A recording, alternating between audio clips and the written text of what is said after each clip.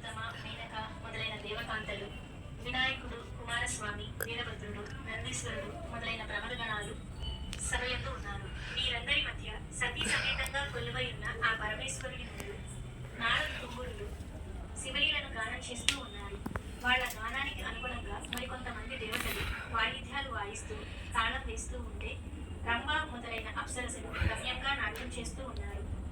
బ్రహ్మ ఎంతో చక్కగా నాట్యం చేసి వినోదాన్ని అందించి